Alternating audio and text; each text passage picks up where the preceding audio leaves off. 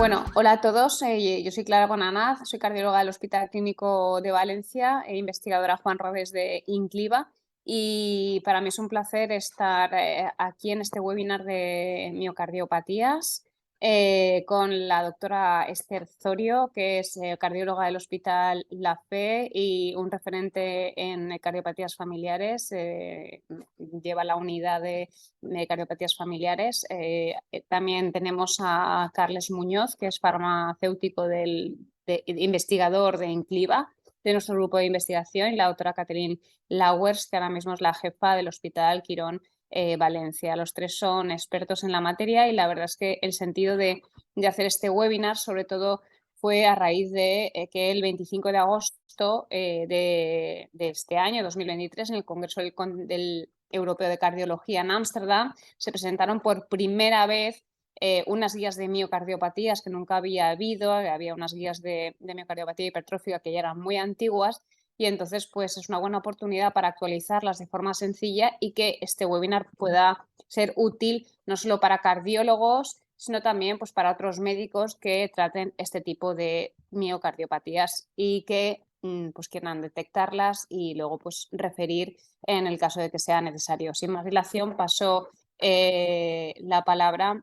a Esther. Hola, muchas gracias. Gracias sobre todo a Clara Bonanaz, que ha sido la artífice de montar este webinar en un momento tan importante. Como dice ella, pretende poner el foco en los grandes cambios que ha habido en las nuevas guías de miocardiopatías, nuevas porque nunca las ha habido antes, pero como no nos va a dar mucho tiempo a abarcarlo todo, el foco especialmente lo vamos a poner en amiloidosis y en miocardiopatía hipertrófica. No quiero dejar de dar las gracias también a los patrocinadores que han hecho posible esta sesión. Aquí dejo mis conflictos de interés. Empezaremos centrándonos en la amiloidosis cardíaca y, tal y como se me ha pedido, un breve resumen de cuándo debemos sospechar esta enfermedad. Y es que en el screening de familiares, cuando ya tenemos un probando afecto, resulta obvio que hay que estudiar a los familiares de primer grado, dada la frecuencia en la que estos pueden verse afectados, hasta un 50%, porque la aritmia es autosómica dominante. Y el inicio del screening solemos empezarlo 10 años antes del inicio de la enfermedad en el probando. Rasgos que pueden ponernos sobre alerta de esta enfermedad son el realce subendocardio en la resonancia, la disminución del T1, el aumento del volumen de las aurículas, en la ecocardiografía, la preservación del strain a nivel apical con un empeoramiento más marcado de las regiones más basales, el aumento de la ecogenicidad del miocardio, también el aumento de ambas aurículas, desde luego la hipertrofia, la presencia de un derrame pericárdico. Todos estos son rasgos de la enfermedad que a veces ya incluso venimos sospechándola del electrocardiograma, que suele hacerse antes de estas pruebas de imagen, donde los bajos voltajes, como vemos en la fotografía, en la imagen, nos contrastan con la presencia de esa hipertrofia ventricular que nos daría que pensar el hecho de encontrar voltajes ampliados. Pues esa discordancia es un rasgo que debe ponernos sobre alerta de la amiloidosis, por ejemplo. Son frecuentes otras arritmias y en este electro vemos que está en fibrilación auricular, así como la ausencia de vectores iniciales en V1 y V2. Son frecuentes también los bloqueos auriculoventriculares y la necesidad, por tanto, de marcapasos en gente joven. El primer rasgo con el que los cardiólogos solemos sospecharlos por la presencia de hipertrofia ventricular y, como vemos según las últimas recomendaciones, en presencia también de alguno de los red flags que vemos en la diapositiva, algunos de ellos los hemos comentado, pues deben hacernos sospechar esta enfermedad. Simplemente traigo una foto también de la rotura del tendón del bíceps, el signo de Popeye, que podemos verlo en gente mayor, con sobre todo las formas más seniles de la enfermedad. La polineuropatía, la disautonomopatía, la hipotensión ortostática son rasgos que con frecuencia se ven combinados en esta enfermedad, y también la hipersudación, que es una queja habitual de este tipo de pacientes. ¿En qué escenarios sospecharla? Pues sobre todo en los que vemos en la diapositiva, y es que tenemos que aproximadamente en los escenarios clínicos un 10% de los pacientes van a tener amiloidosis cardíaca, mientras que en el ámbito forense un 20%. ¿Qué ámbitos clínicos son los que vemos recogidos aquí? Pues en insuficiencia cardíaca con fracción de eyección preservada, también en moderadamente reducida y reducida, en estenosis aórtica, en miocardiopatía hipertrófica. Todos estos escenarios, como veis, desde un 8% hasta un 12% se mueven los porcentajes de amiloidosis. Y en las autopsias de ancianos, pues esto aumentaría hasta un 20%. No es tan frecuente la presencia de esta enfermedad cuando vemos trastornos de conducción, solamente un 2%, y en un trabajo que tenemos en revisión con puerta de hierro, como veis, el porcentaje es bajísimo, uno de 150. Así que en ese escenario es menos frecuente sospecharlo, pero en los otros, por favor, recordadlos. La insuficiencia cardíaca con fracción de eyección preservada, reducida, la estenosis aórtica y la miocardiopatía hipertrófica. El diagnóstico se alcanza, como ya veníamos sabiendo desde el consenso de 2021, con dos aspectos fundamentales. Primero, la sospecha. Por signos clínicos y datos de imagen, la eco y la resonancia van a ser fundamentales y no me da tiempo a meterme en ellos, pero sí la confirmación, que es fundamental y hacerlo siempre de forma completa, con el estudio de cadenas ligeras y con la gamografía. El estudio de cadenas ligeras debe comprender la cuantificación de las cadenas kappa, lambda, su ratio y la inmunofijación en sangre y orina, completo, porque si nos falta algo podemos pasar por alto cosas importantes. Aquí es importante poner de manifiesto que a veces surgen dudas si hay una gamapatía de significado incierto, si hay una amiloidosis AL o si son normales los valores que vemos aunque salgan alterados en la analítica, porque en presencia de insuficiencia renal, por ejemplo, es frecuente encontrar cadenas kappa y lambda ciertamente elevadas. Como veis, para filtrados glomerulares por debajo de 30, hasta 3 de ratio puede ser hasta habitual, pero nunca, insisto, nunca será normal encontrar una banda monoclonal. Si vemos esto, tendremos que pasar al estudio de biopsia y habitualmente es endomiocárdica. Para la gammagrafía, que tiene un altísimo porcentaje de éxito en identificar a los pacientes con amiloidosis por transtirretina cardíaca, porque existe una captación de la fijación del radiotrazador, que habitualmente es tecnecio DPD, nos permite identificar a los pacientes, siempre y cuando la captación sea grado 2 o 3, es decir, de la misma intensidad que el hueso cardíaco o superior a ella. Grados menores, por ejemplo un 1 menor que el hueso, no es diagnóstico de la enfermedad. ¿Pueden existir falsos negativos? Sí, y los vemos. Yo tengo en la consulta pacientes con hereditarias, con la mutación más frecuente en nuestro entorno, que es la VAL30MET, y tienen una hipertrofia de 20-25, pero sin embargo la gammagrafía es negativa. Yo, sin embargo, sé que tienen afectación por su amiloidosis. Falsos positivos también es posible verlos en algún caso. Aquí tenemos algunos ejemplos, pero son raros. El esquema habitual, pues es obvio, perdón, es obvio cuando tenemos los escenarios que están marcados en rojo, por ejemplo, tener una gammagrafía positiva y tener test hematológicos negativos con una gammagrafía grado 2-3, pues esto es diagnóstico de amiloidosis cardíaca por TTR y tendremos que pasar al estudio genético para ver si es wild type o no mutada o si es hereditaria. Y un escenario también bastante clásico es el encontrar una gammagrafía totalmente negativa con un test hematológico claramente positivo. En ese caso, en presencia de datos de imagen de eco y resonancia compatible, pensaremos que va a ser muy probablemente una amiloidosis AL con afectación cardíaca y desde luego debemos repetir al paciente al hematólogo. Lo más probable es que con alguna biopsia extracardíaca sea posible llegar al diagnóstico, aunque en algún caso podríamos necesitar esa biopsia endomiocárdica. Otros escenarios que suelen precisar biopsias son los que están marcados en amarillo. Cuando, por ejemplo, tenemos una gamapatía de grado 1 o 3, algo positiva o muy positiva, pero que tiene de forma concomitante test hematológicos positivos. Es lo que os comentaba antes. En este caso no nos podemos quedar tranquilos pensando que es una transtirretina, podría ser perfectamente una amiloidosis AL, aunque la gammagrafía haya sido positiva. Y aquí la biopsia endomiocárdica es fundamental para poder dirigir el tratamiento. Es muy diferente el tratamiento de una AL del tratamiento de una transtirretina. Otros escenarios, pues cuando la gammagrafía tiene, por ejemplo, solamente un grado 1 de positividad, con test hematológicos negativos, sospecho que es una transtirretina, pero no lo he demostrado suficientemente porque el grado de captación es inferior al que dicen las recomendaciones. Necesariamente tendremos que pasar por una biopsia para confirmar la enfermedad y poder plantear los tratamientos que ahora sí tenemos para frenar la progresión de la enfermedad. Tenemos una serie de puntuaciones y ahí tenemos la escala RACE y el escorete amino que últimamente están combinando todos los red flags que os había comentado antes para tratar de calcular una probabilidad preprueba de que nuestro paciente efectivamente tenga una amiloidosis, ¿vale? Están de moda, algunas, por ejemplo el T-amilo tiene la calculadora online que podéis utilizar, pero básicamente se basa en los rasgos que habíamos comentado antes. En cuanto al tratamiento, la novedad que tenemos es que tenemos tafamidis en las guías. Esto ya viene arrastrado de las guías del 2021 del tratamiento de insuficiencia cardíaca, que ya entonces decían lo mismo que dicen ahora nuestras guías de miocardiopatías, porque se basan en los mismos estudios. Y es que tafamidis, como estabilizador de la molécula, está recomendado en aquellos pacientes con amiloidosis por transtirretina, ya sea wild type, es decir, salvaje o hereditaria, que están en clase funcional 1 o 2, con el objetivo de disminuir las hospitalizaciones y mejorar la mortalidad, porque efectivamente mejoran la mortalidad en base al tracto y su extensión, los reingresos, mejoran funcionalmente con más de 75 metros de distancia recorrida en los 6 minutos, mejoría además en test de calidad de vida. Por toda esta evidencia lo tenemos en guías y podemos prescribirlo hoy en día. Otros estudios muy importantes están a la vuelta de la esquina y ahí tenemos el Helios B con el Vutrisiran o el Cariotransform con el Plotense, todos ellos silenciadores génicos que van a cambiar probablemente el escenario de tratamiento en estos pacientes. La terapia génica, que la pongo con interrogantes, no está tan lejos cuando ya se están moviendo ensayos clínicos en este sentido.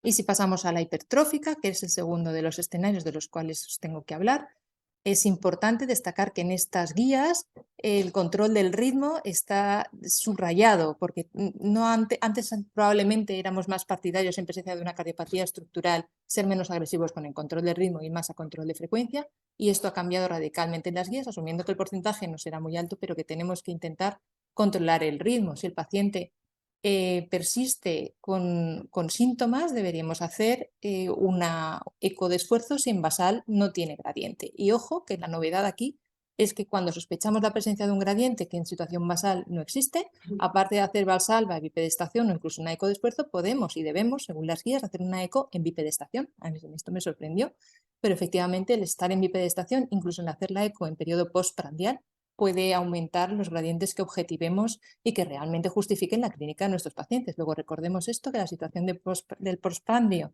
y la bipedestación son maniobras útiles para poner de manifiesto gradientes que en situación basal no están disponibles. El resto del manejo de los pacientes con fármacos para insuficiencia cardíaca con fracción de eyección preservada o reducida son los habituales, ahí no hay grandes cambios. Y en las guías, otras cosas curiosas que me han parecido que merecían la pena destacar es que el papel de la resonancia se pone de manifiesto, recomendándola en pacientes cada 2 o 5 años, cosas que en práctica clínica probablemente no podamos implementar. Cobra también un papel importante en el diagnóstico de pacientes que, sabiendo que tienen el genotipo positivo o la mutación, todavía no han desarrollado el fenotipo. Para llegar a un diagnóstico precoz, abogan por el uso más frecuente de la resonancia. El consejo genético, reproductivo y deportivo es extensamente abordado por estas guías, y para la estratificación de riesgo comentan las guías que en aquellos pacientes de riesgo moderado o bajo, según la estratificación que todos conocéis y que tenemos la calculadora de riesgo, en ello se puede implementar la presencia del realce con el 15% como cutoff y la presencia de fracción de eyección reducida para modificar esa indicación de implante sí o no de desfibrilador. No se debe usar en otro aspecto ni el aneurisma, presencia de aneurisma apical, ni la hipotensión con la prueba de esfuerzo, ni la genética a la hora de estratificar el riesgo. Y si nuestro paciente está asintomático y no lo podemos achacar a una fibrilación auricular reciente, ni tenemos fármacos para quitar que la hayan empeorado, como la digoxina o vasodilatadores, ¿qué hacemos? Vale. Pues como novedades en el tratamiento de las guías, es importante poner de manifiesto lo siguiente, y es que si tenemos un paciente sintomático con disnea y ya tenemos claro que no tiene una fibrilación auricular reciente sobre la que tengamos que actuar, ni fármacos que estén empeorando la situación por ser vasodilatadores o la digoxina, tenemos que plantearnos tratar a este paciente sintomático primero con betabloqueantes. Si persiste sintomático, pasaremos a los calciantagonistas, y aquí viene la novedad, porque a partir de ahí la adición de disopiramida queda al mismo nivel que mavacamten. Como veis, que se convierte en un fármaco de segunda o tercera línea, en donde viene a presentar la posibilidad de ser añadido a los betabloqueantes para disminuir el gradiente. Si así no tuviéramos la mejoría clínica deseada, que en los ensayos se ha demostrado impresionante, podríamos pasar ya a las terapias de reducción septal, que como veis quedan por detrás de mavacamten, siempre que el paciente esté con disnea 3 o 4 o presente síncopes de repetición. Es decir, con una disnea 1 o 2, a pesar de ser obstructivo, el paciente no tendría indicación de cirugía, solo en centros muy determinados y por no hacer progresar la insuficiencia cardíaca o la insuficiencia mitral severa que quizá acompañe al cuadro obstructivo, pues solo en esos escenarios tan concretos tendría una cabida. Si no, tenemos que esperar a NIJA 3 o 4 y antes plantearnos todas estas cosas, si hay o no diagnósticos alternativos, qué mecanismo está teniendo lugar mediante normalmente una ecografía transesofágica, cómo está la mitral y cómo es la severidad de la hipertrofia. Con hipertrofias por debajo de 15 no se realizan terapias de reducción septal por el riesgo de complicaciones. Y es que el mavacamten, el Explorer y el resto de la miríada de ensayos que se han llevado a cabo con este fármaco ha demostrado que es muy útil en pacientes con hipertrófica obstructiva y sintomática. Mejora la clínica, los gradientes, hace desaparecer la indicación de reducción de terapia septal hasta en el 82% de los pacientes, a veces de forma muy precoz en semanas y otras necesitan meses para aparición del efecto, pero lo normal es que sea muy rápido el efecto, reducción del grosor, de las aurículas, de los péptidos, de las escalas de valoración clínica subjetiva, y solo con pocos efectos secundarios y con un porcentaje bajo, un 4 o un 9% de caída de FEBI, que normalmente se recupera. Retiras el fármaco y al mes lo puedes reintroducir a menor dosis.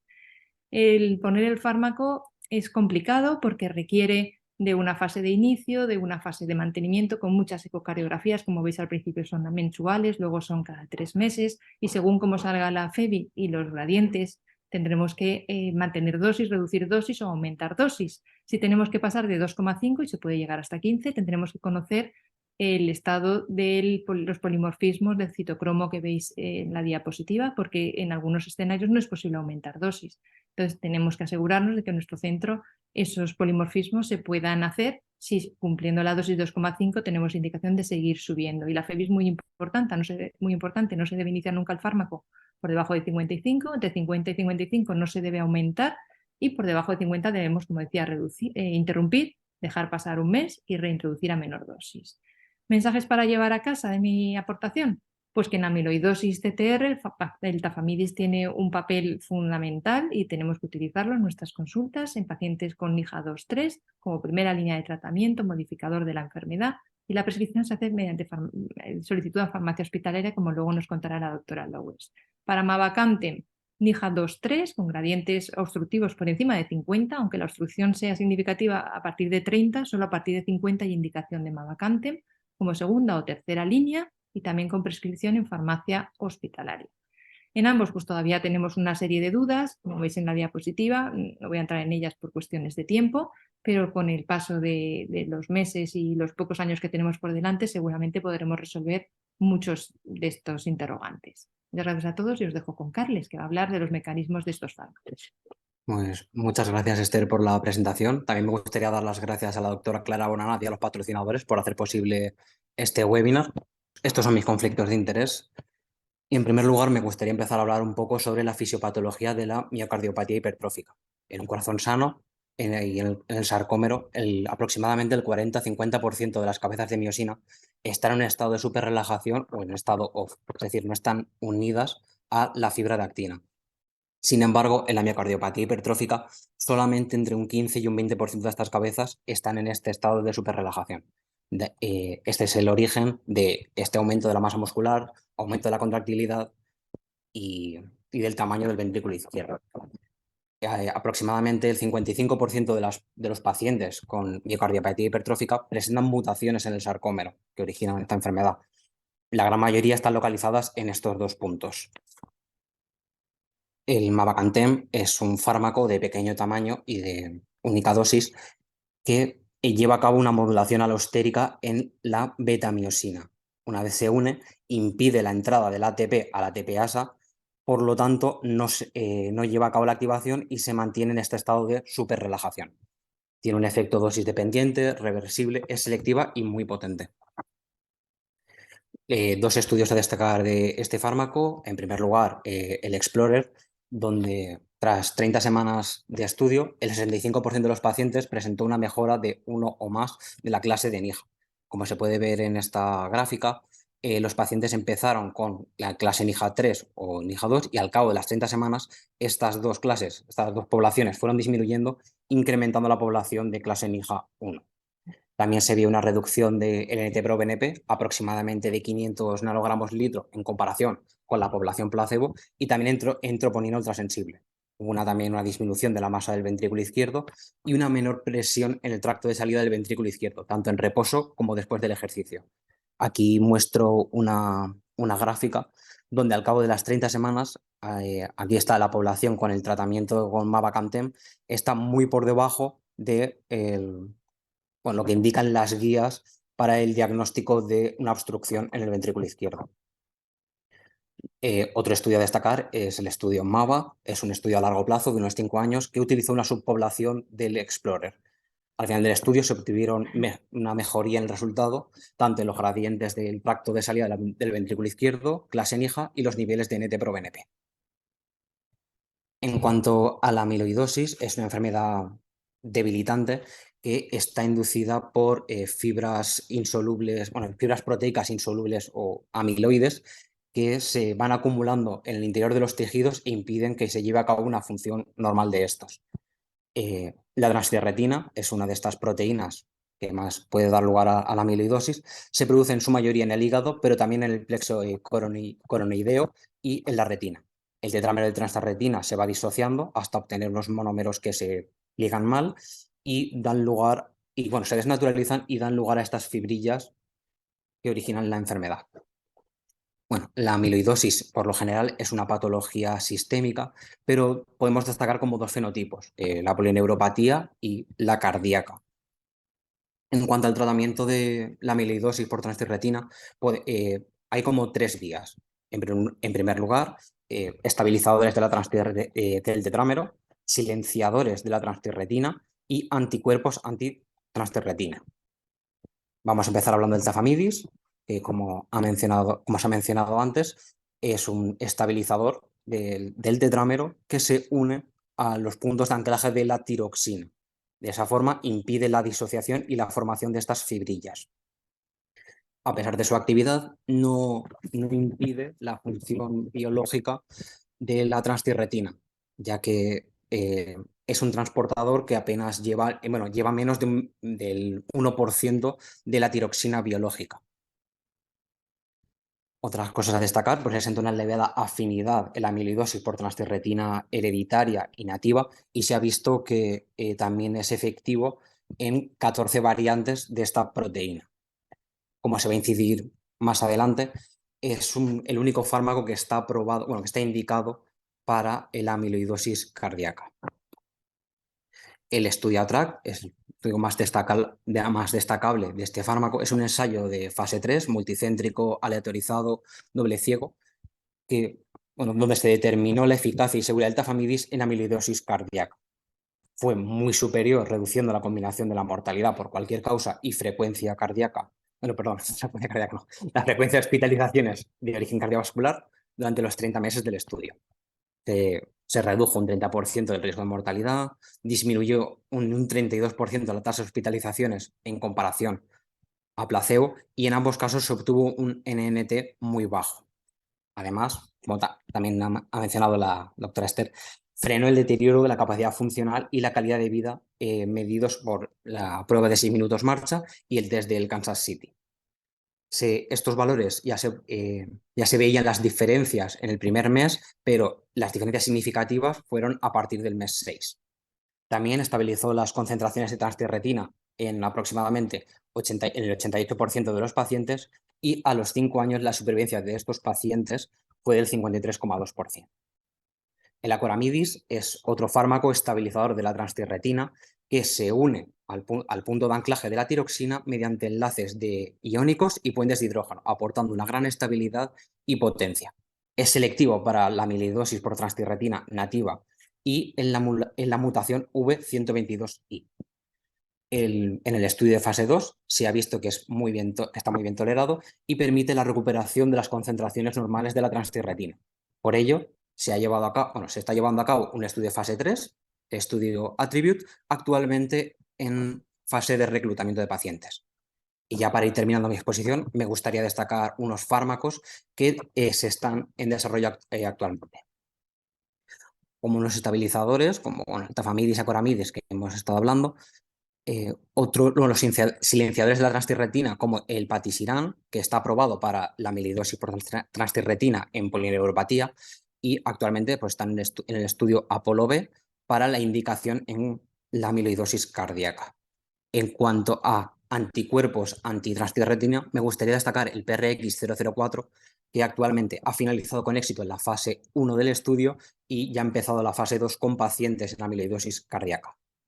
Eso es todo por mi parte. Ahora me gustaría dar paso a la doctora Catherine para hablar sobre la situación actual y las perspectivas de estos tratamientos. Muchas gracias. Hola a todos, yo soy Kathleen Lauer, soy una cardióloga que trabajo en el grupo Quirón Salud Valencia y bueno, pues voy a hablar de una parte mucho más, primero agradezco por supuesto a la doctora Bonanat por acordarse de mí, ¿no? y a los patrocinadores. Voy a hablar un poco de qué es lo que ocurre para recetar ese tipo de fármacos ahora, a fecha de octubre del 2023, y especialmente tocar también qué es lo que ocurre en los hospitales que no son públicos, sino de gestión privada, en donde aún se nos dificulta aún muchísimo más las cosas. Entonces, vamos a hablar, por supuesto, de los dos fármacos que actualmente tenemos opción de llegar a ellos, que es el Tafamidis, el Vyndaqel, que es de los laboratorios Pfizer, y del Mavacamten, que es Camcillos, y que es del laboratorio Bristol Myers Squibb, y que de momento pues no lo tenemos disponible. Entonces, si hablamos de la primera parte, hablamos de Tafamidis, como han hablado mis compañeros. Tafamidis ya existía previamente, que eso los cardiólogos quizás no lo tenemos tan claro, pero en el 2014 hay un acuerdo del Ministerio de Sanidad y entra el fármaco a estar financiado y comercializado en España para la indicación de amiloidosis con afectación neurológica y con una dosis menor de 20 miligramos en su presentación. Es decir, el fármaco ya era conocido en España, ya estaba comercializado en España, pero no había llegado el 2018, que es donde se acepta para el tratamiento de la amiloidosis cardíaca. Entonces, ¿cuál es la presentación ahora? O sea, Tafamidis, ¿cuál es la situación de ahora? Tafamidis está autorizado por la Agencia Europea del Medicamento, por la EMA-SI, está autorizado en indicación para afectación cardíaca por amiloidosis por la Agencia Española del Medicamento, la EMS-SI, está comercializado en España, sí, y tiene un expediente de financiación para la miocardiopatía, para la amiloidosis cardíaca, sí.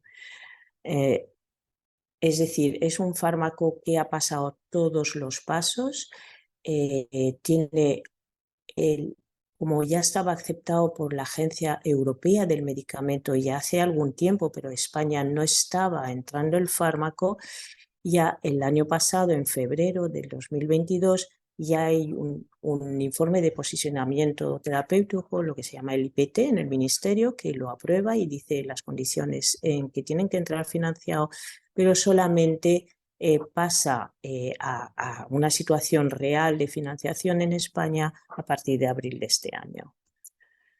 Es un fármaco, como veis, de precio caro. O sea, estamos hablando de una media en amiloidosis cardíaca de unos 13.000 euros mensuales. Tiene unas condiciones por ello muy estrictas, es decir, se va a dar solo financiado en un nicho de paciente muy específico. Es decir, unos pacientes en la forma salvaje a partir de los 60 años, la forma hereditaria a partir de los 45 años. Y es muy restrictivo, porque eso es lo que quiero señalar aquí. O sea, hay un acuerdo del Ministerio para que haya un techo máximo de gasto. Es decir, no se puede recetar a todos. O sea, hay un tope con el acuerdo, es un acuerdo mixto entre la industria, el laboratorio responsable y el Ministerio de Sanidad. Y eso incluye lo que a nosotros que trabajamos en hospitales no públicos, pero sí vemos pacientes con un aseguramiento público, que es como todos los funcionarios que tienen MUFACE, por ejemplo, todo el cuerpo de educación, MUJEJU, que es el cuerpo judicial, o ISFAS, que son las Fuerzas Armadas. Nosotros somos su seguridad social para que la gente que no trabaja o los compañeros que no están acostumbrados a trabajar en ese mundo entiendan un poco, aparte de que vemos otro tipo de pacientes. Entonces, ¿qué es lo que llega al Ministerio? Que acuerda con el laboratorio que va a haber un comité de seguimiento y esto se lleva por digamos un grupo que se llama Seguimed. Aquí lo siento, pero se ha desmontado la diapositiva. No pasa nada, o sea, nosotros tenemos las dos indicaciones de Tafamidis, la de la primera, que es la de neuropatía, que es la que apareció primero y que ya está comercializado y aceptado y financiado desde el 2014, y la recientemente aceptada para un nicho de paciente muy específico para amiloidosis cardíaca. Y esto es lo que os comentaba antes, que es decir, que las decisiones de tratamientos, lógicamente, son duras porque el precio del fármaco es alto. Si hablamos de la segunda parte de la miocardiopatía hipertrófica, tenemos una situación que es muy distinta a fecha de hoy, de octubre del 23. Es decir, tenemos el CAMCILLOS, que es del laboratorio Bristol Myers Squibb, con todas las presentaciones que existen, pero ¿qué pasa? Que en ese fármaco no está en este momento, está autorizado por la Agencia Europea del Medicamento, sí, comercializado en algunos países, por ejemplo, cuando nosotros lo pedimos aquí viene de Alemania, no está autorizado por el Ministerio de Sanidad ni por la Agencia Española del Medicamento, no está comercializado en España y no tiene un expediente de financiación, es decir, le faltan pasos por hacer. ¿En qué está indicado? Pues es en las indicaciones que nos ha comentado tanto Esther como Carles. Son unas indicaciones también muy específicas, en estadios iniciales con una, digamos, una afectación funcional realmente escasa de momento. Y como veis aquí, cuando pone fecha de la primera autorización, así como en Tafamidis ya están aquí rellenados estos datos, en CAMCILLOS pues no lo está. Entonces, ¿y nosotros en qué situación está entonces exactamente? Bueno, pues es la Agencia Europea del Medicamento ya lo ha aprobado, está aprobado en el mes de julio, es decir, hace muy poquito tiempo. En España ya se sabía, o sea, porque de hecho en abril ya en el Ministerio de Sanidad ya se ponen en marcha para intentar empezar a hacer papeleos, pero está aceptado por la EMA en julio de este año. Entonces, aquí en distintas reuniones del grupo Red Valmed, que está en el ministerio, pues se ponen a trabajar para empezar a hacer un IPT también del fármaco.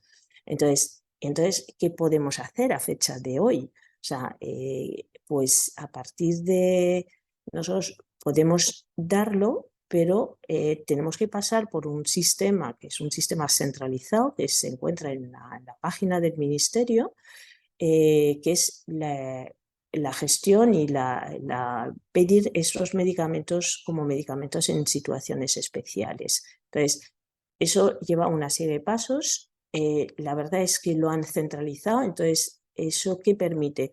Pues que sea igual para todos los ciudadanos que vivimos en España, es decir, es una absoluta equidad, es decir, independiente de en qué comunidad estamos o incluso desde qué hospital se va a pedir, se van a aceptar en las mismas condiciones.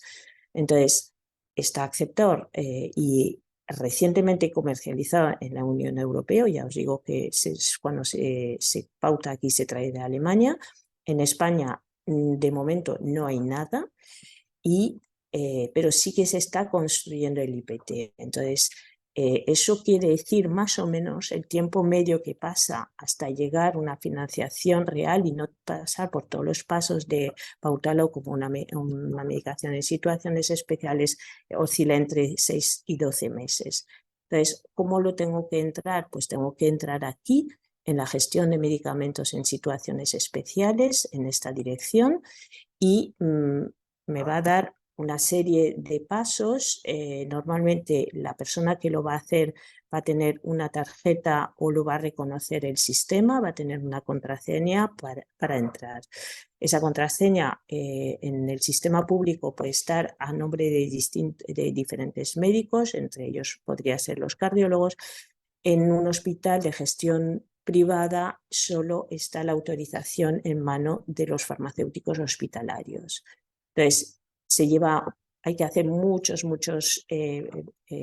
clics para ir pasando, pero sí que es verdad que está totalmente rastreado. Tú puedes saber tu centro cuántos han pedido, en qué estado estás, si aún te van a contestar pronto. Es bastante, sobre todo yo creo que tiene una cosa magnífica que es lo que he dicho antes, que es que todos somos iguales, ¿no? Entonces no no va a depender de dónde vivamos.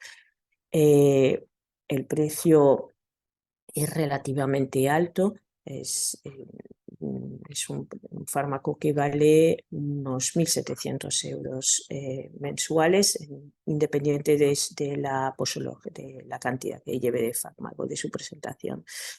En los centros privados nosotros debemos de recetar estos dos fármacos exactamente en las mismas condiciones que en la pública para los funcionarios de Muface, ISFAS y Mujeju. Otra cosa es el paciente privado. Si tiene sanidad pública, pues lo derivaremos a la pública porque no creo que haya nadie que se pueda pagar ese dinero todos los meses. Y luego si es privado, pues solo puedo pensar que son grandes riquezas que vemos algunos de países africanos, por ejemplo, y tal, que podrían ser capaces de pagarlo. E independientemente lo deberemos de solicitar, o sea, en caso del Mavacantem lo deberemos de solicitar exactamente igual a través del Ministerio de Sanidad.